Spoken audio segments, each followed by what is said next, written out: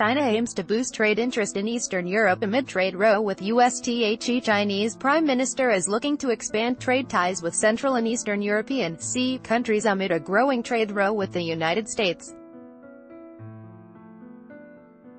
At a summit in Sofia, Bulgaria, Chinese Prime Minister Li Keqiang expressed hope for cooperation between China and Eastern EU countries, saying that this cooperation is by no means a geopolitical platform.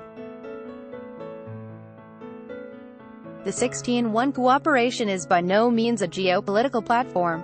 Some say such cooperation may separate the EU, but this is not true, Li told a joint press conference on Friday with Bulgarian Prime Minister Boyko Borisov.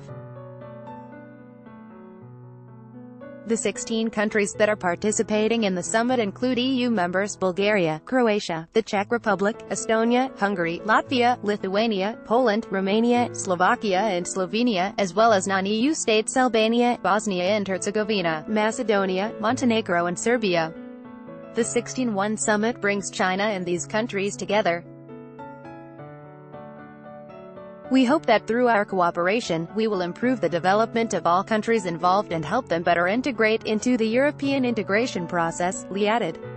The alleged attempt has been criticized by some Western critics who have viewed this attempt by China to improve ties as a way of dividing the Western and Eastern countries' trade and investment relations. However, at the moment, Chinese investment in the Sea region accounts for less than 10% of total Chinese money inflows into Europe. China has been positioning itself as a country that is open for trade.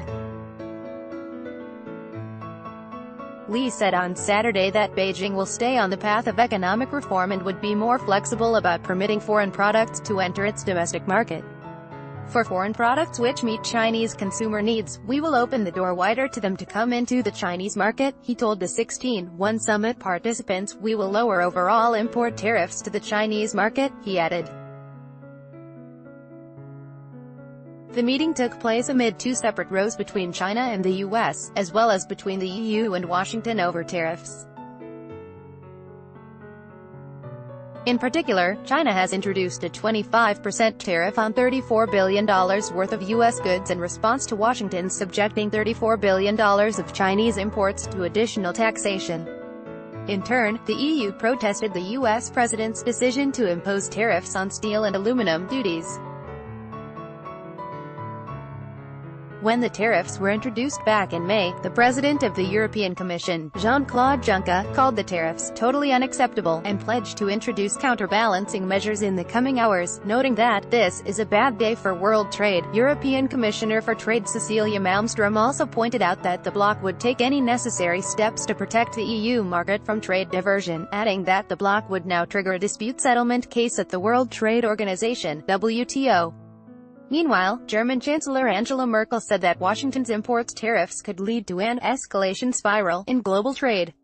In turn, U.S. Trade Secretary Wilbur Ross responded to the criticism of EU leaders by saying that the EU's retaliation for the introduction of metal tariffs was unlikely to have much impact on the U.S. economy.